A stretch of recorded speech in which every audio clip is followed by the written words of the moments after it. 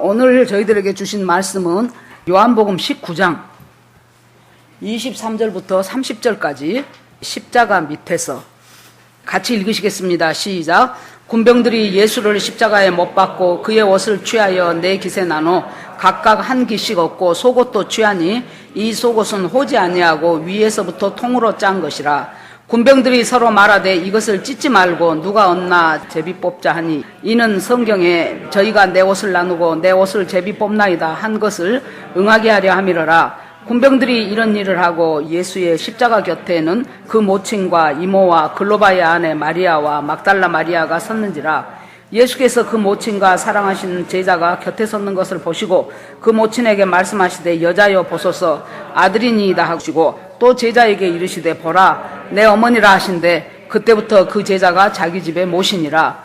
이후에 예수께서 모든 일이 이미 이룬 줄 아시고 성경으로 응하게 하려 하사 가라사대 내가 목마르다 하시니 거기 신 포도주가 가득히 담긴 그릇이 있는지라. 사람들이 신 포도주를 먹으면 해용을 우슬처에 메어 예수의 입에 대니 예수께서 신 포도주를 받으신 후 가라사대 다 이루었다 하시고 머리를 숙이시고 영원히 돌아가시니라. 아멘. 기도하겠습니다. 하나님 감사합니다. 오늘 또 저희들에게 귀한 주일 허락하시고 예배하게 하시니 감사합니다. 우리 성도의 삶에서 예배가 죽어가기 시작하면은 아무리 뭐라고 해도 그 사람 신앙이 죽어가고 있다는 것을 본인 스스로 자각하게 하여 주시기를 원합니다. 하나님 아버지 예배를 통해서 찬양을 통해서 말씀을 통해서 하나님 아버지 주님과 더욱 가까워지는 저희들이 되기를 원합니다. 하나님 아버지 오늘 이 자리에 성령께서 임재하시어서 주님이 기록하셨고 주님이 선포하시고 주님이 은혜 주신 그 말씀들로 저희들을 가득 채워가게 하여 주시옵소서. 그리하여 하루하루 시간 살 때마다 주님의 말씀에 의해서 우리가 움직여지고 주님의 말씀이 저희를 다스리는 그런 삶을 살 수 있도록 주께서 인도하여 주시옵소서. 그런 가운데 주님을 더욱 만나게 하시고 주님을 더욱 체험하게 하시고 정말로 하나님과 동행하면서 이 어려운 시대를 잘 이겨내는 저희 모두가 되기를 예수 그리스도 이름으로 기도합니다. 아멘. 한 10여 년 전쯤인가 이용규 선교사님이 몽골에 선교하러 가신 분이 내려놓음, 더 내려놓음 그런 책이 상당히 많은 은혜를 우리 기독교인들에게 많은 은혜를 받은 책이 있습니다. 그래서 우리가 살아가면서 뭔가를 내려놓는다는 것이 말은 쉬워도 참 쉽지 않습니다. 그러나 가장 큰 내려놓음은 성자 예수님이 하나님의 아들의 자리를 내려놓고 이 땅에 인간으로 오셔서 우리 죄를 대신해서 우리가 쉽게 우리 죄를 위하여 그러는데 그것보다 더 정확한 표현은 우리 죄를 대신해서 우리를 대신해서 우리가 십자가에서 죽어야 되는데 우리를 대신해서 예수님이 죽으신 것 그것보다 더 내려놓는 것이 어디가 있겠습니까? 일본 사람의 어떤 시가 하나 생각이 납니다. 어떤 내용이냐면은 일본은 그 자기 나라 꽃이 국화가 말하자면 벚꽃이잖아요. 그런데 벚나무 가지를 꺾어서 아무리 들여다봐도 그 속에 벚꽃이 없다는 거예요. 그런데 보라, 봄이 오면은 그 죽었던 가지에서 얼마나 많은 벚꽃이 피어나는가 보라. 그 말 속에는 겨울이 계속 겨울이기를 고집을 하면은 그 벚나무는 아무리 가지를 꺾어도 꽃이 피어나지 않을 것입니다. 그런데 겨울이 어느 순간 겨울이기를 포기하면서부터 봄으로 바뀌면서 찬란한 꽃을 피우게 됩니다. 우리가 신앙생활을 하면서 계속해서 자기가 붙잡고 있는 겨울이 있다면요, 그 겨울이 있는 한 내 인생에 부활의 봄은 오지가 않습니다. 그런데 우리 주님께서 우리에게 십자가란 것이 무엇인가를 다시 한번 생각해 보게 하는 것이 오늘 요한복음 19장의 말씀이라고 생각이 됩니다. 자, 예수님은 이제 이곳에서 마지막 남아있는 일이 십자가에서 6월절 어린 양으로 6월절에 돌아가셔요, 예수님이. 그래서 절기를 아마 공부를 했는데 또 많이 잊어버리셨지요. 그런데 절기대로 예수님의 공생애의 사역이 응합니다. 그래서 6월절에 어린 양을 잡은 것처럼 예수님이 6월절 어린 양으로 돌아가셔요. 그리고 그 다음에 6월절 바로 그 다음 날이 무교절이지요. 누룩 없는 떡을 먹는 무교절인데 그 예수님은 누룩은 죄를 의미하죠. 죄 없으신 분이 땅에 들어가셨다가 3일 만에 다시 부활하셔요. 그래서 그것이 처음 열매. 그래서 예수님의 부활에 대해서 모든 잠자는 자들의 첫 열매가 되셨다. 그렇게 나오죠. 그래서 초실절, 처음 열매, 그 초실절이 있고 나서, 그리고 나서 이제 50일째 되는 날에 바로 성령 강림이 일어나는, 그때부터 초실절부터는 보리추수가 시작되고 밀추수가 시작되고, 그러다가 오순절에 성령 강림이 임하고, 성령이 강림하고, 그 다음에는 이제 교회 시대로 들어가게 되죠.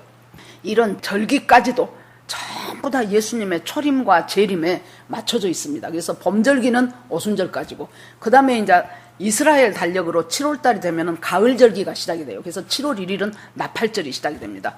그 다음에 대속절이 와요. 그 다음에 장막절이 와요. 그래서 나팔절이 불면서, 이 나팔절을 보통 우리가 휴거로 생각을 합니다. 나팔절이 불고, 그리고 나서 이제 이스라엘 전체에 엄청난, 야, 우리가 죄인이었구나, 이것을 깨닫게 되는 큰 속죄의 시즌으로 돌입이 되죠. 그 대속죄일이 있고, 그리고 나서는 이제 추수를, 알곡들을 걷어들이는 장막절이 시작이 되고, 그러면은 예수 그리스도가 이제 지상 재림하시면서 천년왕국으로 이어져가는 그 타임라인이 쭉 그렇게 흘러갑니다. 그런데 예수님이 드디어 이제 첨예하게, 예수님이 안식일에 병자를 고쳤다는 그것부터 이제 시작을 해가지고 바리새인들과 첨예한 대립이 계속해서 갈등이 이어져 갑니다.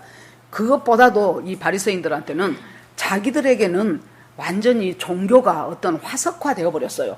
그래 놓으니까 말은 바리새인들이 엄청 잘해요. 율법은 엄청 잘 갖다 붙여요.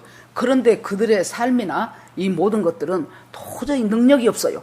그래서 정말 무늬만 하나님 잘 믿는 사람이고, 실은 경건에 능력은 없는 사람들이었죠.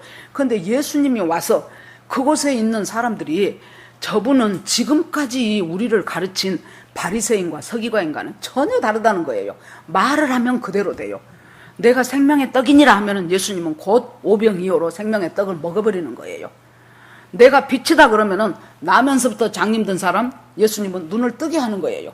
이런 식으로 말씀이 그대로 응해지고, 그것뿐만이 아니고 사람들을 향한 사랑과 사람들을 향한 긍휼과 이런 것들이 예수님을 통해서 번지기 시작하니까 엄청나게 인기를 끌기 시작했죠. 그래서 그 인기 때문에, 그 시기심 때문에 드디어 꼬투리 잡아서 예수님을 드디어 이제 유다 때문에 결국에 가서 예수님을 잡아서 빌라도한테로 인수인계가 되죠. 그러니까 빌라도가 가만히 보니까 아무리 봐도 자기들의 종교적인 문제지, 이것이 무슨 뭐 사형을 시킨달지 감옥을 가게 한달지 이런 문제 일이 아니에요. 그러니까 빌라도가 있다가, 나는 이 사람에게서 도저히 죄를 찾을 수 없다, 그 말을 연속 3번이나 해요. 아무리 봐도 이 사람은 죄가 없다. 이것은 니들의 종교적인 기득권 싸움이지 이 사람이 죄가 있어서 한 것은 아니다. 그러면서 때려서 놓자. 그러니까 이제 타협안을 제시를 하죠. 니들이 그렇게 니네들 자존심을 상하게 했다면 이 사람을 가시관 씌우고 엄청 흠씬 때려서 피 질질 흐르게 해서 정말로 걸음도 제대로 못 걸을 정도로, 그 정도 하면 니들이 상처받은 마음이 좀 풀어지지 않겠냐, 그 말이죠. 그걸 제안을 하죠. 그랬더니 이 대제사장과 서기관과 바리새인과 이런 사람들이 절대로 그럴 수 없다. 그 사람은 사형을 시켜야 된다. 왜냐하면은 자기가 왕이라고 했다. 그래서 계속 종교적인 문제로 몰아가려는 빌라도에게 정치적인 문제로 뒤집어 씌우기 시작합니다. 이 사람이 자기 입으로 자기가 왕이라고 했는데, 당신이 그 사람을 그냥 둔다면, 그 사람을 그냥 풀어줘 버린다면, 당신은 왕은 우리한테 로마의 황제 가이사뿐이다. 언제부터 그렇게 로마의 황제를 좋아했다고? 가이사뿐이다. 그런데 자기가 왕이라고 한 이 예수를, 그거 죄를 정하지 않고 그대로 풀어준다면은 당신은 가이사의 충신이 아니다. 이렇게 옥죄어 오기 시작하니까 빌라도가 정치 구단이잖아요. 이 사람이 생각할 때 깐딱하다, 이 사람들이 이래갖고 소요 사태가 일어난다든가 뭔가 이걸 딱 걸고 잡아가지고 당신은 가이사의 충신이 아니다라고 계속해서 몰고 들어간다면 출세에 굉장히 마이너스 요인이 생기겠구나 싶어지니까, 그러면 너희들 알아서 해라. 그렇게 하면서 빌라도가 예수님하고 몇 마디 이제 몇 번 말을 나누죠. 도대체 당신이 왕이라고 하는데 당신이 유대인의 왕이요? 그랬더니 예수님이 있다가 내가 왕이다. 그런데 나는 이 세상 왕이 아니고 나는 진리를 전하러 온 사람이고 진리의 왕이다. 그렇게 얘기를 하죠. 그러니까 빌라도가 진리란 것이 뭡니까? 하고 물어봐요. 이제 그런 주고받는 대화가 있었고, 그랬더니 또 자기 아내가 저 사람, 저 유대 사람, 예수란 사람에 대해서 손대지 마시오. 내가 어젯밤에 꿈을 꿨는데 저 사람으로 인해서 내가 엄청 많이 고생하는 꿈을 꿨다. 당신과 내가. 그래 놓으니까 저 사람 손대지 마시오. 그래 놓으니까 자기가 보기에는 죄가 없는 사람인데 자기 입으로 연속 3번이나 이 사람한테서는 죄를 찾을 수가 없다라고 해놓고도 그 양심의 소리가 자기의 정치적인 이득 앞에서 양심의 소리를 무시해버리죠. 이대로 뒀다가는 내가 정치적으로 조금 불이익을 당하겠다 싶어놓으니까는 갔다가 예수를 저들에게 넘겨주니라 그렇게 나와요. 그래서 빌라도가 넘겨준, 무엇으로 넘겨줬습니까? 사형시키라고 넘겨준 그 사인, 그 넘겨준 그 예수를 자기가 받았다 그렇게 나와요. 그런데 성경에 보니까 오늘 이제 17절에 보니까요, 저희가 예수를 맡음에 예수께서 자기의 십자가를 지고 해골이라는 곳으로 나오시니 그랬어요. 빌라도는 자기가 예수를 줬고 그 유대인들은 자기들이 맡았고 그러는데 그 다음에 예수는 예수가 자기가 지실 십자가를 자기가 지고 골고다라는 곳으로 올라가시니라 그래요. 우리 이 성경에는 그런 것들이 분명하지 않는데 여러분, 이 성경에 지금서부터 나온 모든 예수님에 관계되는 모든 동사는 자동사예요.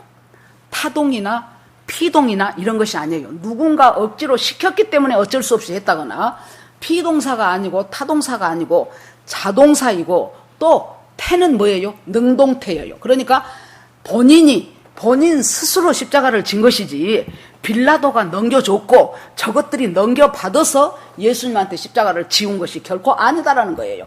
예수님 스스로 이 땅에 오셔서 우리 인간들을 대신해서 그 죄를 다 속하고 그 구속하고 그 길을 가기 위해서 예수님은 지금 이 땅에 오셨고 그 일을 지금까지 하나하나 3년 반 동안 이루어가고 계신 것이지, 예수님 스스로 자발적으로 능동적으로 지금 이 십자가를 지고 올라가는데 그곳이 바로 골고다라는 곳이고 갈보리라고도 하죠. 갈보리는 라틴어 말이에요. 그 골고다라는 곳이 번역하면 해골이라는 것이에요. 그럼 왜 이름이 하필 해골이냐? 첫째는 그 지형이 해골처럼 생겼답니다. 두 번째는 그곳이 옛날부터 사형 집행을 많이 하던 장소였어요. 그래서 많은 사람들이 사형 집행을 하다 보니까 어떻게 시체를 안 찾아갔다든가 하여튼 기타 등등 그런 일들로 인하여 해골들이 가끔 거기서 눈에 띄었나 봐요. 그래서 그곳 이름이 그냥 죽음을 상징하는 해골이라고 됐어요. 그러면 여기서 보면 죽음을 상징하는 해골이라는 그 골고다에 생명을 상징하는 예수 그리스도가 십자가를 지금 올라가는 거예요. 그러면 우리 인생은요, 아담과 하와 이래로 도저히 피할 수 없는 것이 죽음이에요. 그래서 요한 1서 야고보서 그쪽에 보면은 예수 그리스도가 이 땅에 오신 것은 우리가 사탄한테 매여서 일생의 종로로 돼요. 일생을 죽음 때문에 종로로 가고 있는 우리를 거기서 자유케 하시려고 예수 그리스도가 오셨다고 그렇게 말씀을 합니다. 그래서 예수 그리스도가 이 땅에 오셔서 죽음이라는 그 골고다에서 생명이라는 것을, 부활의 생명을 지금 우리에게 주시기 위해서 그걸 지금 십자가를 지고 올라가는데 양쪽에 두 강도가 같이 잡혔더라 그랬어요. 그래서 이 두 강도는 우리가 생각을 해보면요, 이 세상을 살고 있는 모든 인생들을 축약을 해서 이 두 강도로 보면 돼요. 모든 인류들은 전부 이 두 강도 중에 하나예요. 예수님 곁에서 두 강도인데 이제 예수님을 이제 빌라도한테 데려다 줬다가 또 가야바 뜰로 데려다 갔다가 또 헤롯 왕한테 보냈다가 어쩌든지 자기 관할에서 벗어나게 하려고 핑퐁처럼 이리저리 하고 있는 그때 이제 드디어 대제사장, 서기관, 군중들 전부가 다 예수를 향해서 욕하고 성전을 헐어갖고 사흘 만에 짓는다고 했다며 하면은 하하하 깔깔깔깔거리고 진짜 쟤 또라이 아니야 하고 이제 웃기는 거예요. 그리고 이제 사람들은 채찍질하고 침 뱉고 머리를 톡톡 치고 조롱하고 그렇게 하면서 욕하고, 네가 그리스도라면 왜 다른 사람은 구원한데 너는 구원을 못하냐? 네가 참말로 그리스도라면은 십자가에서 한번 짠하고 내려와봐. 그러면 우리가 믿어줄게 하면서 조롱하는데, 거기에 양쪽에 있는 두 강도들도 역시 같이 욕하더라, 그렇게 나와요. 같이 욕하더라, 그렇게 나오는데, 여러분 지금 시간이 흘러갑니다. 예수님이 십자가에 박히고 딱 죽는 것이 아니죠. 십자가에 박히면은 그 못 박힌 그곳으로 피가 조금씩 계속 빠져나가요. 그래서 몇 시간에 걸쳐서 죽는 거예요. 그러니까 가장 잔혹한 처형 방법이에요. 지금처럼 총 한 번 탁 쏴버리고 칼 한 번 팍 찔려갖고 팍 죽는 것이 아니고, 끊임없이 계속해서 피를 쏟아가면서 죽어지는 그것이 바로 십자가의 형이거든요. 그러는 사이에 지금 몇 시간이 흘렀습니다. 흘렀는데 이상한 일이 벌어진 거예요. 둘이가 똑같이 네가 그리스도면 나를 구원해봐, 당신도 구원하고 우리도 구원해봐, 그러면 믿어줄게 하고 욕하고 조롱했는데, 뭔 일인지 한 강도가 희한한 말을 해요. 자, 누가복음 23장 한번 그 대목을 한번 보겠습니다. 같이 읽읍시다. 시작. 오늘 내가 나와 함께 낙원에 있으리라 하시니라. 아멘. 몇 시간이 흘렀어요. 처음에는 두 사람 다 예수님한테 욕했어요. 그런데 몇 시간이 흐르는 사이에 하나는 여전히 욕해. 당신이 그리스도면 우리도 구원해봐. 여전히 욕을 하는데, 하나는 그 사이에 마음이 변해갖고 너하고 나는 이 십자가형을 받기에 마땅한 사람이라는 거예요. 그런 범죄자라는 거예요. 동일한 정죄를 받고도 하나님을 두려워하지 않느냐? 우리는 우리가 행한 일에 대한 상당한 보응을 받은 것이 마땅하지만은, 이분은 내가 보니까 이 사람이 행한 것은 옳지 않은 것이 하나도 없다. 그렇게 해놓고 나서, 예수여 당신의 나라가 임할 때 나를 기억하소서, 나를 생각하소서. 그러니까 예수님이 또 내가 진실로 이르노니 네가 오늘 나와 함께 낙원에 있으리라. 어찌 이 두 강도 중에서 똑같은 조건에서 똑같은 십자가 지고 죽어가는 이 두 강도가, 하나는 여전히 계속해서 욕을 하고 있고 하나는 완전히 돌이켜서 내세까지도 부탁하는 것으로 바뀌어지기 시작했을까? 성경은 이 두 번째 강도가 어떤 이유 때문에 이렇게 회심을 했다 하는 설명이 없어요. 그러면 우리가 한번 짐작을 해보자고요. 한번 근거를 한번 생각을 해봐요. 자, 십자가 지기 전까지는 몰랐던 사람들이에요. 십자가 져요. 같이 지금 처형을 당해요. 그러는데 예수님이 십자가 위에서 몇 시간을 계속 있으면서 십자가 위에서 예수님이 했던 말씀을 우리가 가상칠언이라 그래요. 7마디 말씀을 하셨어요, 예수님이. 그 7마디 말씀을 하는 중간에 한 사람의 마음이 완전히 거기서 변화를 받기 시작하면서 예수가 누구라는 것이 깨달아지면서, 이것을 보세요. 보니까 아까 뭐라 그래요? 너하고 나는 마땅히 당연히 이 십자가 처형을 받아야 하는 것이 마땅하다. 그런데 이 사람은 보니까 아무리 봐도 옳지 않은 것이 없다. 그런데 네가 어찌 동일한 당연히 받아야 될 정죄를 받으면서도 이 순간에 와서 하나님을 두려워하지 않느냐? 그러면서 예수를 향해서 나를 기억해달라는 말을 하죠. 그러면 여러분, 그 7마디의 그 말씀 사이에서 어떤 상황과 어떤 변화가 한 사람을 이렇게 죽어가는 과정 가운데서 이 사람의 큰 변화를 일으키게 했을까? 여러 가지 말 중에서도 제가 생각하기는 그래요. 예수님이 아버지요, 이 사람들의 죄를 용서해 주십시오. 자기를 십자가에 못 박는 그 군병들을 향하여 그들의 죄를 하나님 용서해 주십시오. 왜냐하면 그들은 이 일이 자기가 무슨 일을 하고 있는지도 모르고 지금 이 일을 일당받고 하고 있다는 거예요. 저들의 죄를 용서해 주십시오. 그럴 때 그 옆에 있었던 강도가 생각을 해보십시오. 어떻게 저럴 수가 있을까? 그 극심한 고통 속에서, 고통 이외의 것은 생각할 수가 없어요. 그 극심한 고통 속에서 어떻게 나를 못 받고 있는 저 사람의 죄를 용서해 주십시오. 저 사람이 몰라서 하는 것입니다라는 말을 할 수가 있을까? 그러면서 아버지, 내 영혼을 아버지께 의탁하나이다. 엘리 엘리 라마 사박다니. 저분이 그때 여러분 눈으로 보기에는, 육안으로 보기에는 안 보이지만은 수많은 천사들이 그 골고다에 내려왔을 것입니다. 그리고 성령께서 지금 강하게 그 자리를 역사할 것입니다. 이 사람 마음속에 성령의 역사가 확 비치기 시작하면서 여러분, 하나님이 은혜를 주시지요. 은혜를 주시면 제일 첫 번째가 뭔 줄 압니까? 내가 죄인이라는 것을 깨닫게 돼요. 내가 죄인이구나. 이 사람이 너하고 나는 마땅히 처형을 받아야 될 그 죄이라는 것이 자기가 깨달아지는 거예요. 두 번째는 뭐예요?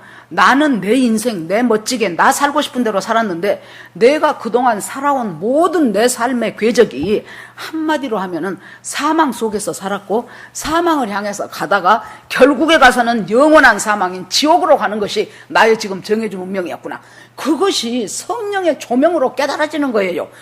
어떻게 그 사이에 그랬을까요? 여러분, 우리가요, 성령이 딱 나를, 내 영혼을 조명하기 시작하면은, 성령이 성경 말씀을 조명해 주기 시작하면은, 내가 뭐라고 설명하기 힘들게 깨달아지고 알아지는 것이거든요.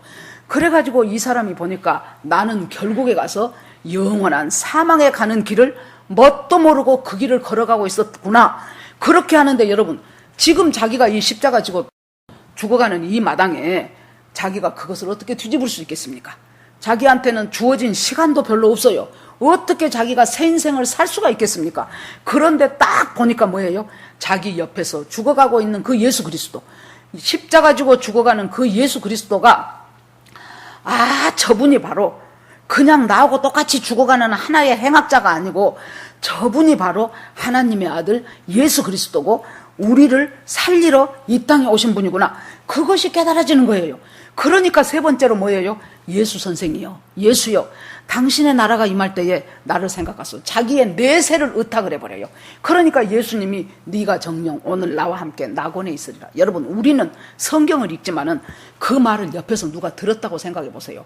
아이고 저것들 다 죽어가면서 꼴값들 떠내 그랬을 거 아니에요. 한나는 내 영혼을 부탁합니다 하고 한나는 걱정 마라 오늘 네가 낙원에 있으리라. 얼마나 웃긴다고 생각했겠습니까? 여러분, 그러면 봅시다. 이 사람이 죽어가면서 이렇게 놀라운 인생의 신앙 고백을 하고 이 놀랍게 예수 그리스도가 누구라는 것을 깨닫고 자기 영혼을 의탁했는데 달라지는 거 있습니까?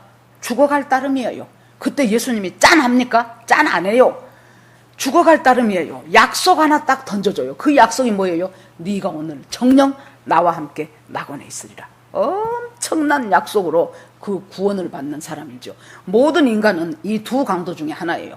끝까지 내 현실이 지금 이렇게 십자가 지고 이 고통당하고 있으니 네가 그리스도라면 나를 좀 구원해봐. 내 이 고통에서 나를 좀 벗어나게 해줘. 여러분, 수많은 교회 다니는 사람들이, 수많은 그리스도인이라는 사람들이 예수 그리스도를 향하여 당신이 그리스도라며, 당신은 전지전능하다며, 당신이 천지를 창조했다면서 내 이 문제 한번 해결해봐. 내가 지금 기도하고 있는 이 기도 좀 들어줘. 그것을 얼른 안 들어준 것 같고 그것이 얼른 해결되지 않으니까 원망하고 욕하고 지금 죽어가면서도 네가 그리스도라면 한번 뛰어내려봐. 당신도 구원하고 나도 좀 구원시켜봐. 우리가 어디에서 매여 있습니까? 내 현실의 문제를 갖다가 예수님이 해결해 주지 않는 것에 대해서 끊임없이 원망하고 끊임없이 예수를 향해서 분노하고 끊임없이 욕하다가 그대로 죽는 한 팀이 있어요. 그 사람이 바로 첫 번째 강도였어요. 그런데 예수님이 지금 가상칠언 십자가에서 7마디 말씀을 하시는데 그것은 하나님을 향한 주님의 고백인가 동시에 이 십자가를 지고 모든 인류의 죄를 구속해서 죽어가고 있는 이 인류를 향한 주님의 간절한 열망이고 주님의 간절한 소망이에요. 이 내가 죽어가는 이 십자가의 이것을 믿고 따르고 정말로 너희들의 삶이 지옥 가는 삶에서 확 바뀌어서 천국으로 가는 이 한편 강도와 같은 그 변화가 일어나기를 정말로 간절히 갈망하면서 주님은 한 말씀 한 말씀을 하시는 거예요. 이것을 믿고 따르는 사람을 우리가 성도라고 해요. 그 사람이 크리스찬이에요. 그 사람들이 하나씩 하나씩 예수 안으로 들어오기 시작하고 생기기 시작하죠. 자, 그러면은 우리가 지금 이 십자가를 믿고 예수가 내 죄사함을 받았다는 것을 우리가 알고 지금 예배드리는 사람이라면 내가 어느 때에는 자, 첫 번 강도를 A라고 칩시다. 이 A처럼 내가 지금 당하고 있고 내가 지금 갈망하고 있는 이 현실의 문제가 해결되지 않는 것에 대해서 계속 예수님을 향하여 분노하고 원망하고 욕하면서 교회는 와. 어쩔 수 없이. 그러면서 나는 주님과의 그 모든 기쁨과 감사도 싹 사그리 없어져 버리고 그렇게 나는 살아가는 그리스도인인가? 아니면은 내가 죄인이었구나. 지금까지 내가 추구하고 살았던 그 모든 것들이 결국에 가서는 내가 사망의 길로 달려가고 있는 과정들이었구나. 그리고 나에게 기다리는 것은 막판에 이제 나는 영원한 사망인 지옥이 나를 기다리구나. 그러니까 예수님 달린 그 십자가에 본디오 빌라도가요, 십자가형을 당하는 사람한테는 패를 하나 딱 십자가에 붙여줘요. 그 패에 이름하고 죄명이 써요. 근데 예수님 십자가에는 뭐라고 써집니까? 나사렛 예수, 유대인의 왕, 그렇게 썼는데 3가지 언어로 썼어요. 첫째 히브리어, 둘째 헬라어, 셋째 로마어, 3가지 이름으로 써가지고 나사렛 예수, 유대인의 왕, 그렇게 썼어요. 그러니까 대제사장이 보니까 기분 나쁘잖아요. 유대인의 왕이라고 하니까 앞에다가 자칭이란 말을 써주라. 자칭 유대인의 왕이라고 써주라. 그랬더니 빌라도가 있다가 나는 내 쓸 것을 썼다 그러고 말아버려요. 그럼 여러분 한번 우리가 여기서 생각해 봅시다. 자, 히브리 사람들은 가장 중요하게 생각하는 것이 신앙이에요. 종교예요. 율법이에요. 그러면 히브리 말로 써졌다는 것은 종교와 율법의 상징이에요. 헬라 말로 써졌다는 것은, 그리스는 여러분 우리 옛날에 학교 다닐 때 그리스 신화, 그리스 철학, 뭐 얼마나 그 사람들은 철학의 나라고 학문의 나라잖아요. 그 사람들을 보십시오. 지금도 우리가 알고 있는 플라톤, 아리스토텔레스, 소크라테스 뭐 이런 소피스트들 엄청 나와가지고 맨날 그들은 그 광장에, 아고라 광장에 모여가지고 막 자기의 철학을 얘기하고 거기서 또 토론하고 난리를 쳐요. 그 국민의힘에서 이번에 36살짜리 이준석이가 당대표가 됐잖아요. 아이고 참 이것이 어떤 정치 풍토를 몰고 갈지 지금으로서는 없어요. 그런데 내가 잠깐 걔가 했던 어떤 동영상 하나를 봤어요. 그랬더니 이제 어디 강연을 하는 거 있지, 아니면 훨씬 전에, 한 근 10년 전에 거기에서 이제 젊은 애들이 질문을 해요. 뭐 하버드는 어떻게 갔냐 막 이제 이런 식으로. 그래 놓으니까 자기가 4년 동안 그 하버드를 다니면서 자기가 배운 것은 토론하는 것을 배웠다 그래요. 엄청나게 토론을 한답니다. 그런데 우리나라 사람들의 토론하는 것과 본질적인 차이가 있다. 우리나라 사람은 토론을 할 때 상대방을 이겨버리는 것이 자기가 토론을 잘한다고 생각을 한다는 거예요. 그런데 거기서는 상대방을 이기는 것이 아니고 상대방이 굉장히 토론을 잘하도록 자기가 도우면서 토론을 한다는 거예요. 그래야 그 사람 토론과 내 토론이 아주 좋은 토론이 돼가지고 굉장히 토론하기가 재밌다는 거예요. 그래서 내가 야가 무지하게 말을 잘하더라고. 여러분 텔레비라든가 그런 거 보면서요, 좌파 우파 패널들 나가고 말한 거 보세요. 좌파가 훨씬 말을 잘해요.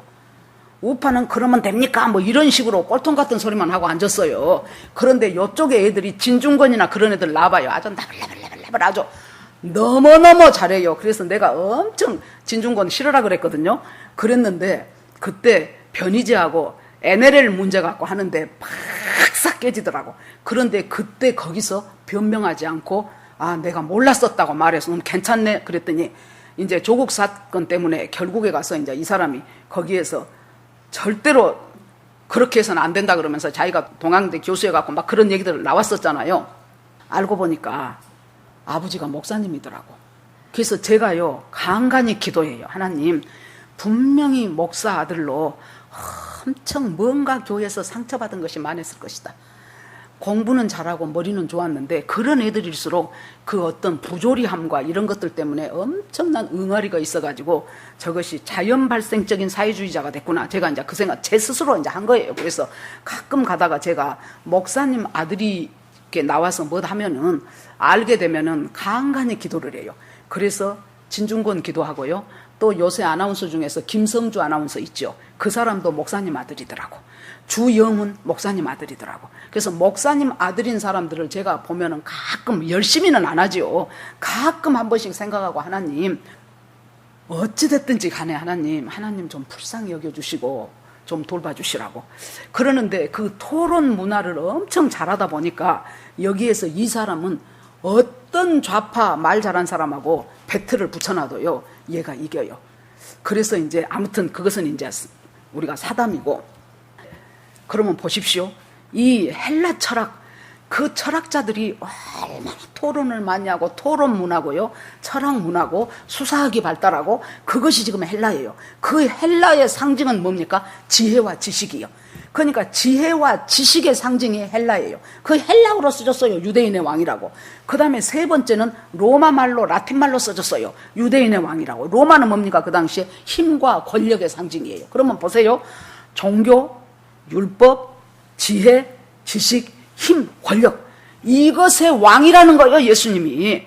예수님의 손안에 이것들이 있다는 거예요. 그러면 이 힘과 지식, 권력, 뭐 이것들이 전부 뭐예요?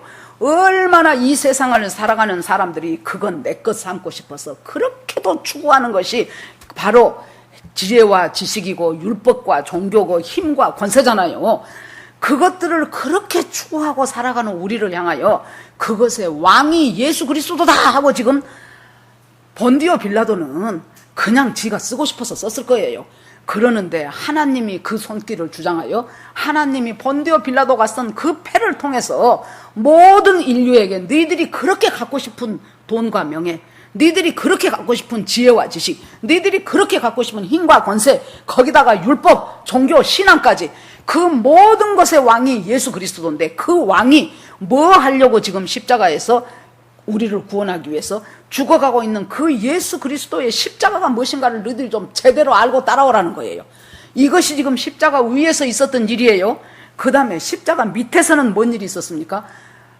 이 십자가에 처형을 할 때는 그 일을 집행하는 사람이 4인 1조, 그래서 4사람이 한 조가 돼가지고 십자가 처형을 합니다.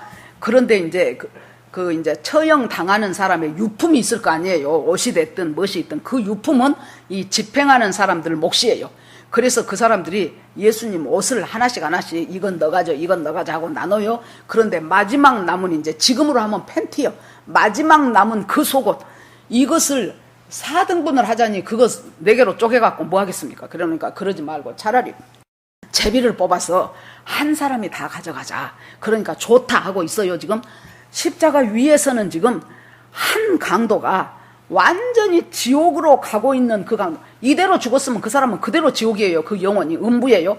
그 가고 있는 강도가 완전히 놀랍게 예수님과 붙잡힘 받아서 천국으로 지금 그 행위, 목적지가 지금 달라져 버린 그 사건 속에서 밑에서 로마 병정들은 이건 너 가져, 이건 너 가져, 요것은 제비 뽑자, 그 일들을 하고 있는 거예요. 그러면 예수님은 왜 이렇게 예수님의 옷들을 하나하나 벗겨가는 수치를 당하면서 그렇게 예수님은 마지막 옷까지 홀라당 벗겨야만 되는, 우리가 십자가에 있는 그 그림이라든가 그런 거 볼 때는 그렇게 홀랑 벗긴 것으로 안 그려지죠. 뭔가 조금 가려있는 것으로 저 그림이 그려졌죠. 그런데 실은 홀라당 다 벗긴 거예요. 그러면 이 벗겨버린 그것이 누구를 위해서 예수님의 옷이 하나씩 벗겨질 때마다 우리한테 그 옷이 하나씩 입혀지는 거예요. 십자가를 알고 십자가의 은혜로 살아가는 우리한테 예수님의 옷이 벗겨질 때 우리에게 은혜의 옷이 입혀져요. 예수님 옷이 벗겨질 때 우리에게 은총의 옷이 입혀져요. 예수님의 마지막 옷이 벗겨질 때 우리에게 의의 옷이 입혀지는 거예요. 성경에 보면 옷이 무지하게 많이 나옵니다. 제일 처음에 아담과 하와가 선악과 따먹고 원래 이들은 옷이 없었어요. 벌거벗었으나 부끄러워하지 않았어요. 그렇게 나와요. 창세기 2장 마지막에는. 그런데 3장에 들어와서 선악과 따먹고 나니까 제일 처음에 깨달아진 것이, 뭔 사탄은 유혹을 하면서 선과 악을 깨달아갖고 네가 하나님같이 된단다 했는데 하나님같이 된 것이 아니고 제일 먼저 뭘 봅니까? 자기가 벌거벗었다는 것을 알게 돼. 부끄럽다는 것을 알게 돼요. 수치심이라는 것이 그전에는 없었어요. 부끄럽다는 것을 알게 되면서 무화과 잎 따갖고 자기가 부끄럽다고 생각한 것을 가리고 붙이고 해도 그거 조금 있으면 말라버리잖아요. 따버린 이파리니까. 우리가 추구했던 여기서 종교, 율법, 지혜, 지식, 힘, 권세 전부가 다 한시적이에요. 무화과 이파리예요. 무화과 이파리. 그렇게 해서 그것을 계속해서 가리는 거예요. 그러니까 하나님이 있다가 그것 갖고는 해결이 안 돼서 양 잡아가지고 가죽옷 하나를 입혀서 이들을 에덴 동산에서 쫓아내죠. 그래서 그 가죽옷은 이 사람들의 범죄로 말미암아 아무 상관없는 양이 한 마리가 아니죠. 이 둘이한테 입혔으려니까 최소한 2마리 이상은 양이 죽음을 당했을 것입니다. 여러분, 처음서부터 시작해서요, 끝까지 이 성경은 예수 그리스도의 구속이에요. 하나님의 사랑이에요.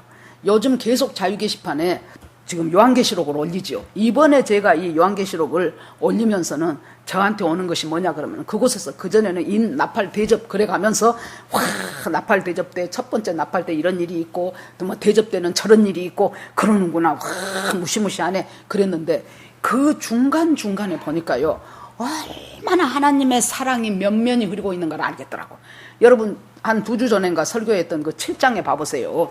유대인 중에 14만 4천이 나오잖아요.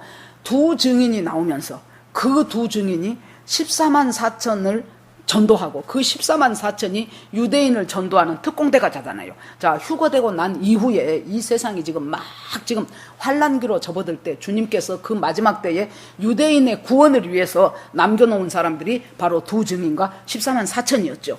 그러면 주님은 이 어려운 시대, 이 환란기 시대 속에서도 주님의 구원은 계속되고 있다는 거예요. 그래서 유대인이 구원받아요. 그리고 나서 후반부절에 보니까 각 나라와 족속과 백성과 방언 가운데서 수많은 사람들이, 환란을 통과하고 나온 수많은 사람들이 있죠. 그 사람들이 24장로 중에 하나가, 이 사람들이 어디서 나왔게? 그러니까 그걸 제가 어찌 알겠습니까? 장로님이 아시지요? 그랬더니 이 사람들은 바로 이 환란을 통과하고 온 그 사람들이다고. 그러니까 어느 날 그 사람들이 올라가서 하나님 앞에, 우리가 이 환란을 통과할 수 있는 것이 우리의 힘이나 믿음이 아니고 오직 어린 양 앞에 있는 그 예수 그리스도의 보좌로부터 흘러나오는 주님의 도우심이었습니다 하고 이제 고백을 하는 것이죠. 그 뒤로도 계속 보십시오. 이제 12장을 봐도 그렇고 쭉 중간중간 8장 딱 들어가면은 반시쯤 고요하더니 그렇게 나와요. 반시쯤 고요해. 지금 나팔 재앙이 본격적으로 시작되기 전에 반시쯤 고요해요. 뭔가 큰 일이 돼, 태풍 전야처럼 큰 일이 있을 때 고요하다. 그것은 물리적인 현상이고, 이 고요함을 주님께서 우리한테 왜 주셨을까요? 이 기회가 바로 지금까지 되어나 있는 것들을 보면서, 아, 예수 그리스도만이 정말로 성경 그대로였구나, 진짜 예수 그리스도만이 우리의 구원이구나, 그것을 알고 그때라도 깨닫고 돌아오기 위한 주님의 엄청난 사랑의 시간표예요. 그것들을 우리가 성경을 보고 계시록을 보면서 알아가야 되겠더라고요. 로마 병전들은 여기서 뭐 하는 거예요? 바로 예수님이 바로 자기 앞에 있어요. 그런데도 그 예수님이 하시는 가상칠은 귀에 들지도 않았어요. 그리고 계속해서 현실적으로 나한테 이득을 줄 수 있는 그것이, 예수님이 무슨 부잣집 아들이었어요? 예수님이 누가복음에 나온 엄청난 부자처럼 날마다 호화로이 연락하고 옷은 너무나 좋은 고운 배옷만 입고 그런 옷이 아니잖아요. 그 서민 중에서도 서민으로 살다가 정말로 온갖 피 묻고 땀 묻고 한 그것, 정말로 허접쓰레기 같은 그것을, 그 로마 병정은 하나라도 자기가 한 조각이라도 더 가지려고 거기서 제비 뽑았다가 싸웠다가 하는 그 수많은 군상들이 바로 오늘날 십자가를 안다고 하는 우리들이 그렇게 끝없이 내가 현실에서 필요하다고 생각된 것을 계속해서 다오 하면서 그렇게 살아가고 있는 로마의 병정들과 같지는 않느냐, 지금 이걸 묻고 있는 거예요. 그 다음에 나온 사람들이 누굽니까? 예수님의 육신의 어머니 마리아, 이모, 그 다음에 또 막달라 마리아, 그리고 또 다른 여자, 4명의 여자가 이곳에 나옵니다. 그 4명의 여자 중에서 여러분, 예수님의 육신의 어머니 마리아를 생각을 해보세요. 자기야 육신적으로는 아들이잖아요. 그런데 그 아들이 십자가에서 지금 갈갈이 찢어지는 지금 저 처참한 일을 당하고 있을 때 그 마음을 한번 생각을 해보시라고요. 우리가 자식을 키워봐서 알잖아요. 조금만 열만 39도 올라도 엄마들은 어쩔 줄 몰라요. 얘가 왜 이러냐 싶어가지고. 조금만 얘가 뭔가가 삐끗해도 아이고 얘 병원에 데리고 가봐라. 그러는데 지금 거기서 그렇게 죽어가고 있는 그 예수를 볼 때, 그때 그 마리아의 심정. 그리고 또 한 사람이 있었죠. 바로 예수님의 제자였던 사도 요한. 그 사도 요한은 예수님의 모든 제자들은 다 도망갔어요. 다 도망가고 베드로는 멀찍이 따라와요. 그래가지고 다른 사람들 일교차가 심하니까 밤에 불 쪼이고 있으니까 얼른 옆에서 겹불 쬐다가 거기서 계집종 하나가, 저 사람 예수 당인데요, 저 예수랑 같이 다니던데요. 이게 아니요. 3번째는 저주까지 하면서 모른다고 한 그 베드로, 그러고 요한은 바로 십자가 밑에까지 갔어요. 유일한 예수님의 제자예요. 왜 갔는가는 성경에 안 나옵니다. 우리가 유추해 보긴데 둘 중에 하나였을 거예요. 하나는 저 예수님이 어떻게 될 것인가, 굉장한 호기심이 생겼을 것이고, 둘째 생각해 볼 때는 예수가 누구냐, 내가 3년 반 동안 돌아다니면서 죽은 나사로도 말씀 한마디로 나사로야 나오너라 해서 살렸다. 38년 된 병자 네 자리 들고 일어나서 걸어가라. 그러니까 그 사람 살렸다. 눈먼 자 한두 명이 아니다. 안전병이 일어났다. 오병이어 떡 몇 개 하고 물고기 몇 조각 갖고 그 많은 사람 다 먹이고도 12강줄이나 남았다. 바다의 풍랑을 말씀 한마디로 잔잔하라 하니까 잔잔해졌다. 바다 위를 걸어오신 분이 예수님이다. 그 예수님이 저 아무것도 아닌 저 사람들이 십자가에서 죽인다고 예수님이 저렇게 멍청하게 죽어버릴 예수님은 아니지. 분명히 뭔가 결정적인 순간 때 예수님의 놀라운 이벤트가 하나 일어날 것이다. 그러면 거기서 그 밑에 제자들 다 도망갔어도 자기는 그 밑에 있다가 나 여기 있어요 한다면 얼마나 예수님에게 인정을 받고 자기가 참 큰 자리 하나를 차지하지 않을까. 이런 야망이 저 사람 속에 있지 않았을까 싶어요. 자, 그런데 그 야망을 갖다가 예수님이 모르겠습니까? 단순한 호기심으로 왔어도 알 것이고 야심을 갖고 왔어도 알겠죠. 그 예수님이 갖다가 누구를 마리아를 갖다가 딱 붙여줘 버려요. 어머니, 이제부터는 저 요한이 어머니 아들입니다. 요한아, 이제부터 이분이 네 어머니다. 그러니까 그 시로 모시고 자기 집에서 모시기 시작했다. 이렇게 이제 성경에 나오죠. 그러면은 여기에서 그 여자들과 그리고 느닷없이 덤태기 써버린 요한과 마리아와 지금 새로운 가족 공동체가 생겨난 거예요. 예수님의 그 육신의 동생들이 있었잖아요. 그런데 그 사람들이 있는데도 불구하고 요한이 지금 이 어머니를 맡게 됐어요. 그러면 성경을 보면 사도행전 들어가서 초반부 조금까지는 요한이 나와요. 그러다가 요한은 사라져버려요. 전반부는 베드로가 주인공이 돼서 역사합니다. 후반부는 바울이 주인공이 되어서 이 교회 공동체를 이끌어가는 것이 나와요. 그래 놓으니까 이 어머니 마리아를 모시고 보호하고 하느라고 요한은 제자들 공동체 전면에 나올 수가 없었다는 얘기예요. 언제 나옵니까? 마리아 죽고 나서. 언제 죽었는지는 몰라도 마리아가 죽고 난 후에야 비로소 나와보니 자기들 같이 있던 12제자 중에서 유다는 빼버리고 나머지 자기 친구들이 다 순교당했어요. 전부 다 순교당한 후에요. 그리고 이 공동체에 이제 그들이 남겨놓았던 예수님에 대한 기록인 복음서들이 다니기 시작했어요. 그래서 마가복음, 마태복음, 누가복음 이런 복음서들이 다녀요. 그 복음서를 하나하나 읽어보면서 그 세리 마태가 기록했었던 그 마태복음, 그 다음에 베드로의 제자가 되어가지고 처음에 마가는 바나바의 조카였잖아요. 그랬는데 얘가 부잣집 아들이었죠. 그래서 마가의 다락방에서 전부 거기 모여서 성령 충만 받고 오순절 역사가 일어났었잖아요. 부잣집 아들이니까 마음은 원이로되 육신이 피곤한 것은 싫어. 육신이 고된 것은. 여러분 보세요. 살면서도요, 일 안 해보고 고생 안 해보고 살았던 사람은 마음은 원이로되 육신이 조금 힘들면 어쩌든지 꾀를 내서 안 하려고 그래요. 이 마가가 그런 타입이었잖아요. 그래가지고 나중에 얘 때문에 바나바하고 바울하고 크게 싸워요. 사도행전에 보면. 그러고 둘이 갈라져 버려. 그래서 바나바는 자기 조카 마가를 데리고 전도여행을 따로 떠나고, 바울은 신라와 그런 애들을 데리고 다시 떠나고, 이렇게 이제 둘이가 이제 갈라지는 역사가 이제 일어나기 시작을 합니다. 자, 그러는데, 야, 이제 이 복음서들이 기록이 됐네. 그러면서 자기 친구들은 다 죽었네.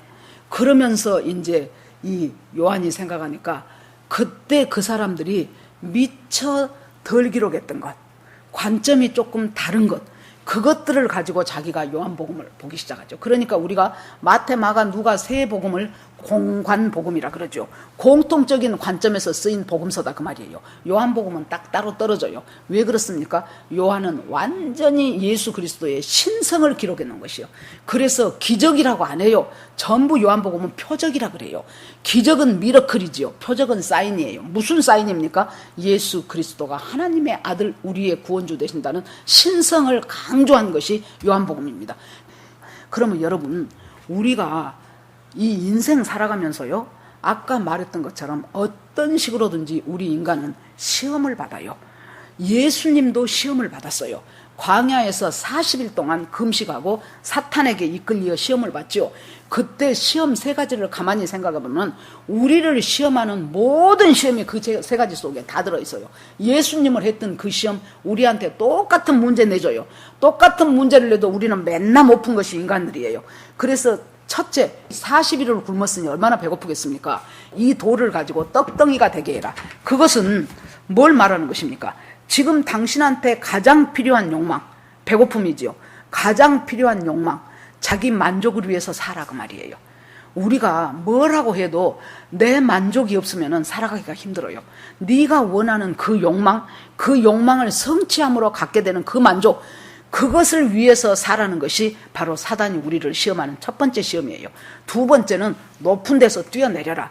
그러면 성경에 보니까 천사가 네 발 받아준다가 돼. 알아요, 이 사탄도 예수님이 성자 예수님이라는 것을. 그러니까 시편을 인용을 하면서 네가 높은 데서 뛰어도, 절벽에서 뛰어도 하나님이 천사들을 동원해서 싹 받아준다고 하되, 그 말은 여러분 뭔 말이에요? 우리가 인생 살아가면서요, 짠, 나 이런 사람이야 하고 자기 과시하고 싶어요. 짠 하고 뛰면서 지금까지 무시했던 사람들한테 너희들 난 무시했지, 나 이런 사람이야, 그거 하고 싶어요. 돈 없어서 무시당했던 사람은 돈 한 번 신나게 벌어갖고 짠, 나 이렇게 돈 마음대로 쓸 수 있는 사람이야. 공부 못했던 사람, 내 자식 한번 기똥차게 잘해서 의사 만들고 법관 만들어갖고 봐라 하고 한 풀고 싶은 거예요. 이것이 자기 과시의 욕망이에요. 그래서 그 과시 이루려고 얼마나 부모들이 기를 씁니까? 세 번째는 뭐예요? 천하열국을 다 보여줘. 천하만국의 영광을 싹 한꺼번에 보여주면서 나한테 절만해. 그러면 이거 다 넣어줄게 그러죠. 즉 뭐예요? 세상의 권세와 세상의 힘에 동조해라. 세상의 힘에 고개 숙여라. 그러면 이것들을 네가 갖게 될 것이다. 이 세 가지의 시험을 끊임없이 그래서 로마 병정들, 거기에서 옷까지 가지려고 하는 제비 뽑고 있는 로마 병정들은 전부가 다, 우리 모든 사람들이 다 예수님을 시험했던 그 세 가지 시험의 것들, 그것들을 갖고 싶어서 몸부림치는 사람들이 우리 아닙니까? 내 만족하고 싶고, 내 욕망 이루고 싶고, 남들 보기에 짠하고 내가 나타나고 싶고, 그리고 나서 이 세상의 힘과 권세를 가지고 싶은 것, 그것이 바로 나사렛 예수, 유대인의 왕이다. 그 로마 말, 헬라 말, 히브리 말, 그것들이 바로 그 모든 것의 왕이 예수 그리스도인데, 그 왕은 정말로 주권자 되고 왕된 예수는 어디다 던져버리고 나는 지금 내가 갖고 싶은 그것들 갖고 싶어 죽겠는 거예요. 그것을 못 가지니 다른 사람이 가지면 시기하고 분통나고, 내가 가질 때까지 나는 비참해지고 나는 열등감 생기고, 그것을 갖고 나면은 내 목은 뻣뻣해 갖고 자만감과 교만감에 쌓이고, 그것을 못 가지면은 자존감이 땅바닥까지 떨어지고, 예수를 믿으면서도 거기서 헤어나지 못하고 있는 이 기독교인들아, 이 너희들아, 지금 너희들이 십자가를 믿는다면서, 십자가에서 죽은 예수가 내 죄를 사했다는 사실을 안다면서, 그 보혈이 네 죄를 깨끗이 씻은다면서 어찌하여 너는 거기서 끊임없이 로마 병정들처럼 제비 뽑았다가 찢었다가 나눴다가 이건 내 것이요 이건 네 것이요 왜 네가 더 가져, 그것에서 끊임없이 벗어나지 못하고 있는 이 인생들을 향하여 주님께서 뭐라고 말씀하십니까? 28절을 제가 읽어드릴게요. 이후에 예수께서 모든 일이 이미 이룬 줄을 아시고 성경을 응하게 하시려고 가라사대 내가 목마르다 그랬어요. 지금 이후에라는 것으로 봐서 27절과 28절 사이에 약간의 시간적인 경과가 있었다는 얘기예요. 자, 십자가 위에서 많은 시간이 지금 필요합니다. 그래서 시간적인 경과가 지금 지내갔어요. 그것을 예수님께서 모든 일이 이미 이루, 예수님은 모든 일을 그러면서 뭐라고 하냐 그러면 성경을 응하게 하시려고 내가 목마르다고 했다는 거예요. 목마르다 했으니까 야 피도 쏟고 물도 쏟고 거기에서 그 뙤약볕 아래서 몇몇 시간을 달려 있으니 아이고 목도 마르겠지 인간적으로. 그러는데 거기에 성경이 행여나 거기서 그치지 말라고 딱 성경이 뭐라고 규정을 합니까? 성경을 응하게 하시려고, 성경을 응하게 하시려고 예수님이 내가 목마르단 말을 했다는 거예요. 아이 그까짓 것 좀 말 좀 하면 어떻고 안 하면 어때서. 여러분 보세요. 아까 이들이 제비 뽑고 예수님의 옷을 나누고 한 것을 갖고도 성경에 응하게 하려고 그것을 했다고 나와요. 읽어드릴까요? 목마르다 할 때 시편 69편 21절에 저희가 쓸개를 나의 식물로 주며 갈할 때에 초로 마시었사오니 하고 예수님이 목마를 때 쓸개물 신물을 줬다는 것이 이미 성경에 다윗이 기록한 성경에 나와 있는데 그 성경을 지금 응하게 하시려고 예수님이 내가 목마르다 말을 했다는 거예요. 그 다음에 이 로마 병정들이 제비 뽑아갖고 이건 내 거야 이건 네 거야 하는 그 옷 나누는 거 그거 별거 아니잖아요. 그것도 시편에 나와 있는 저들이 내 옷을 제비 뽑나이다라는 성경 말씀이 있어요. 시편에. 그 말씀을 응하게 하기 위해서 이 일이 이루어졌다는 거예요. 그러면 여기에다가 성경을 응하게 하려고 이런 말들이 이루어지고 있다는 말을 왜 굳이 써야만 했을까? 자, 예수 그리스도는 처음서부터 마지막까지 성경을 이루시는 분이에요. 그 말씀 그대로 성경을 이루시는 분이에요. 봅시다. 창세기 3장 15절에 아담과 하와가 선악과 따먹고 뱀하고 셋을 조르리 하나님이 불러놓고 너 왜 그랬냐? 저 여자가 나 먹으라 그랬는데요. 쭉 얘기를 하죠. 거기다가 뱀한테 예수님이 뭐라고 해요? 여자의 후손이 네 머리를 쳐버릴 것이고 너는 여자의 후손의 발꿈치를 물 것이다. 남자한테는 네가 이마에서 땀을 흘려야 먹고 살 것이다. 여자한테는 네가 해산의 고통을 당하여 잉태하는 고통을 알게 될 것이고 네가 네 남편을 사모하게 될 것이다. 이렇게 주님이 쫙 말씀하시죠. 그러니까 예수 그리스도가 사탄의 머리를 쳐버리는 그 원래 최초의 복음부터 시작해가지고 이 수많은 구약의 역사, 하나님이 주신 수많은 말씀, 아브라함, 모세, 선지자, 이 수많은 것들이 결국에 가서 예수 그리스도가 십자가에서 구원받는 그것을 응하게 하시기 위해서 이런 일이 일어나고 있다는 것을 지금 증명하는 거예요. 보십시오. 동방박사 세 사람이 왔지요. 별 보고 왔는데요. 여기서 왕이 태어났는데 그 왕이 어디 있습니까? 우리가 경배하고자 하나이다. 그랬더니 헤롯이 놀래갖고 내가 왕인데 무슨 왕이 또 이건 무슨 또 영모야 하는 거예요. 그래가지고는 어딘가 알아봐라 그랬더니 서기관들은 밥만 먹으면 성경 필사하는 사람들이죠. 서기관들이 뭐라 그래요? 예, 미가서 5장에 보면은요 베들레헴에서 태어난다고 나옵니다. 그걸 보면서요 웃기더라고. 알면 저도 거기 가야 되잖아요. 그것을 알았으면은 거기 가서 경배하러 가야 되잖아요. 그런데 안 가고 저 미가서에 보니까요 베들레헴에서 태어난다던데요 하니까 동방박사들은 그리 경배하러 가지요. 헤롯이 어딘가 물어보고 나한테 와서 다시 말해주세요. 나도 가서 경배하러 갑니다. 이것이 정치인들이에요. 속은 전혀 그러면 죽여버려야지 그러죠. 그래가지고 나중에 천사가 지도해서 그 동방박사들이 다른 길로 가버리지요. 헤롯 궁에 안 들리고. 그래 놓으니까 날짜를 계산해가지고 베들레헴에서 2살 미만의 남자아이들 다 죽여버린 사건이 있었잖아요. 이것이 이미 미가서에 베들레헴에서 태어날 것이 기록됐다는 거예요. 이사야 7장 보세요. 처녀가 잉태하여 아들을 낳으리니 그 이름을 임마누엘이라 하리라. 예수님이 동정녀 마리아에서 태어날 것을 이미 또 예언했어요. 말씀이 응했어요.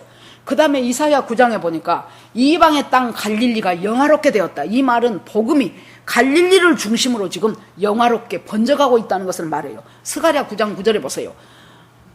예수님은 겸손하셔서 나귀, 그것도 나귀 쬐끄만 나귀, 그 중에서도 새끼 나귀를 타시고 예루살렘에 입성하셨다고 나와요.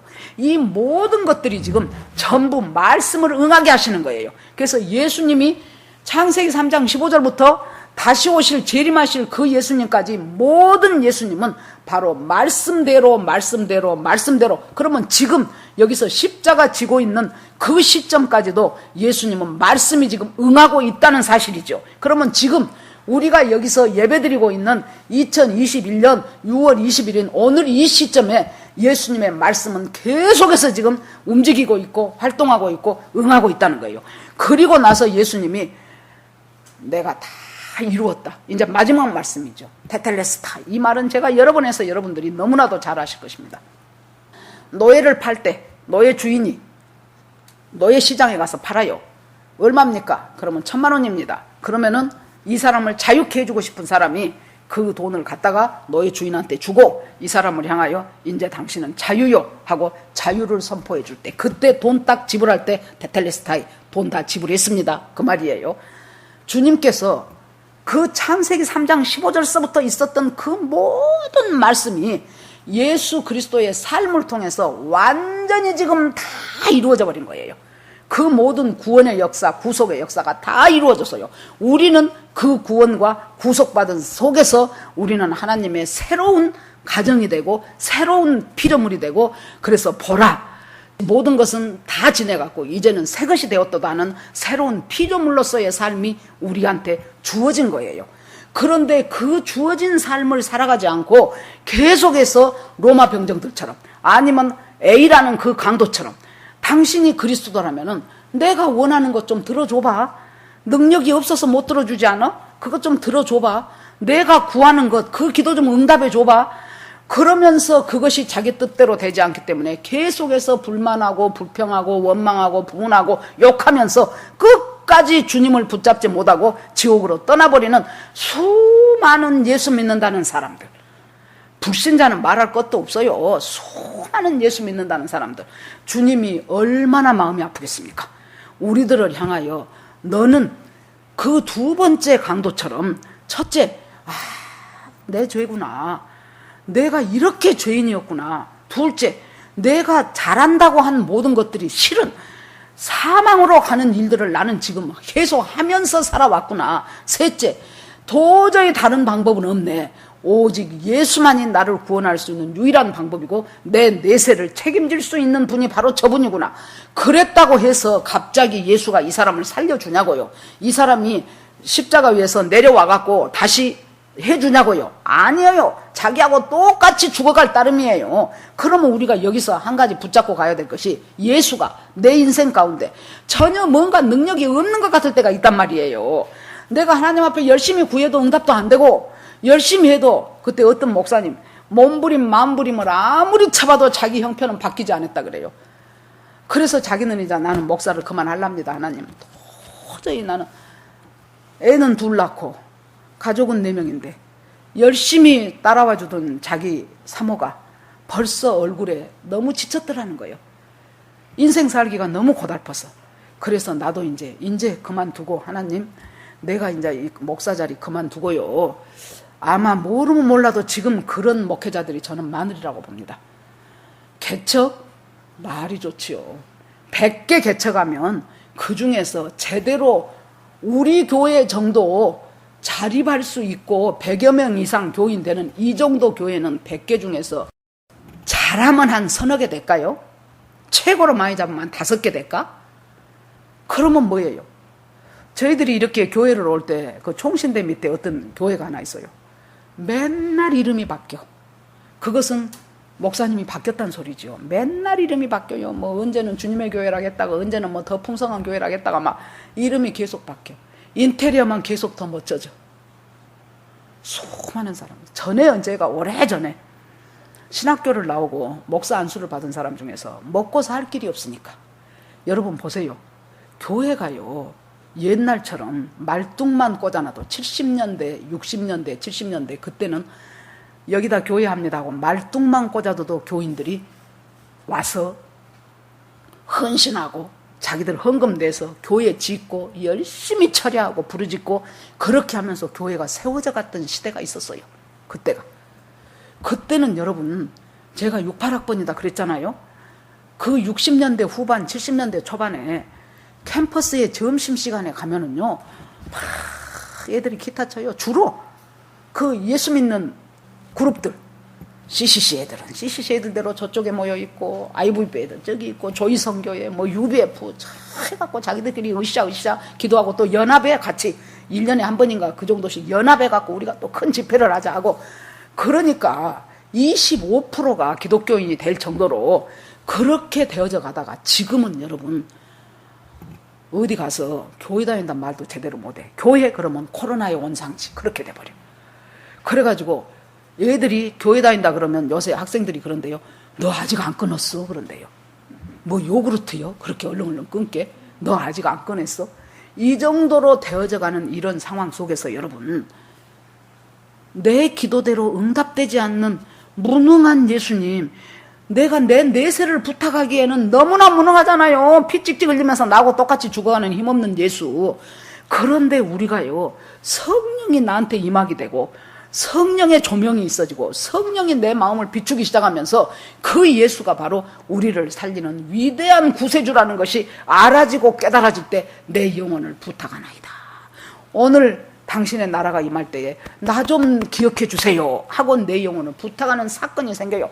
그러면서 예수님이 다 이루었다. 테텔레스타이, 주님께서 하신 모든 것들이 이제 말씀대로 전부 응하게 됐다는 거예요. 그러면은 우리가 이 세상을 살아가면서 여러분 돈을 벌더라도 주님의 말씀에 입각해서 돈을 벌어야 돼요. 공부를 하더라도 그냥 지식을 축적하기 위한 공부가 아니고 정말로 진리로 향하기 위한 그 공부를 해야 돼요. 결혼 생활을 하더라도 저 여자가 얼굴도 예쁘고 저 남자가 대기업 다니고 저 남자가 학벌도 좋고 저 여자가 무엇이 집안도 괜찮고 그렇게 해서 거기다가 교회까지 다니니 더 좋고 그렇게 해서 결혼을 한 것이 아니고 정말로 주님의 은혜 가운데서 한 가정을 말씀 안에서 이루어가면서 그 말씀대로 하나님의 하나의 가정을 형성하기 위해서 내가 결혼합니다 하고 결혼을 하라 그 말이에요. 그것이 지금 우리가 십자가에서 살아가고 있는 십자가의 삶이에요. 그것이 바로 지옥에서 천국으로 가는 그 사람, 그 두 번째 강도가 주님의 나라가 임할 때에 하는 그 신앙 고백이에요. 우리가 살아가는 것이 십자가를 이용해서 내 것 필요한 것, 내 현실의 만족 구하려고 하지 말라고요. 십자가를 이용해서 내 그 제비뽑기 해갖고 나한테 걸리게 해달라고 그것 주님 앞에 구하는 것이 십자가가 아니에요. 십자가는 바로 주님과 함께 동참하면서 주님의 그 십자가 속에서 나도 함께 그 길을 걸어가면서 비록 나한테 그 나를 살려주기를 원하는 그 예수가 나하고 똑같아 힘 한 개도 없어요. 다 죽어가요. 피 질질 흘려요. 그 예수가 바로 내 구주라는 것을 깨닫기 시작하고 거기에 내 내세를 의탁할 수 있는 것, 그것이 바로 십자가의 삶이라는 것을 오늘 이 말씀을 통해서 저와 여러분이 가슴속에 받아들여야 될 말씀입니다. 지금까지 십자가 예수님이 십자가에서 날 구원해서 할렐루야 나 구원받았네 너 구원받았네 그것으로 끝나는 것이 아니고 여러분 보십시오. 얼마나 많은 사람들이 교회에서의 생활과 혹은 선교단체에서 집회 때의 생활과 그들의 삶이 얼마나 다릅니까? 나와서 두 손 들고 눈물 잘잘 흘려가면서 찬양할 때는 여러분 보세요. 저는요 그 두 손 높이 들고 아주 눈물 잘잘 흘리면서 찬양한 사람 그것이 나쁘단 것이 아니에요.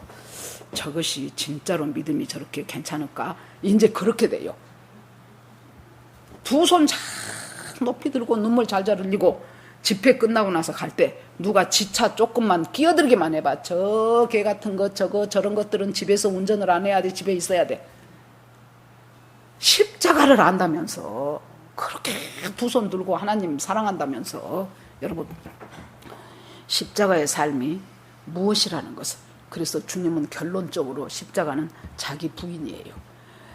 빌립보서 2장 5절 이하를 보십시오. 너희는 이 예수 그리스도의 마음을 본받으라. 그는 근본 하나님의 본체였어요. 본체라는 것은 똑같다 그 말이에요. 똑같아요. 그는 근본 하나님의 본체시나 하나님과 동등됨을 취할 것으로 여기지 않고 나 하나님이야 안 해요. 그러고 인간의 몸을 빌려서 이 땅에 와서 죽기까지 복종하셨어요. 곧 십자가의 죽으심이라. 그것이 바로 십자가라는 거예요. 나에게 주어진 주께서 원하시는 그 십자가 한 개도 내가 메고 싶지 않아.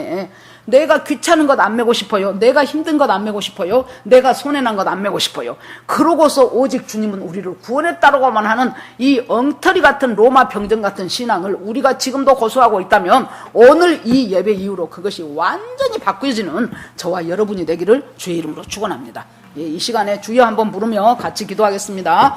주여 하나님 아버지 감사합니다. 조금만 손해나도 조금만 힘들어도 조금만 마음을 쓰게 돼도 그것이 싫어서 돌아가면서 주님은 나를 구원했다고 할렐루야 하는 이 말도 안 된 구원파 같은 아버지 이 저희들의 이 어리석은 신앙을 하나님 이 시간 다시 알게 하시고 깨닫게 하시고 하나님 아버지 인도하여 주시기를 간절히 원합니다. 하나님 아버지 정말로 십자가의 참 의미를 깨닫고 하나님 아버지 주께서 다 이루었다고 하셨습니다. 주님은 다 이루셨습니다.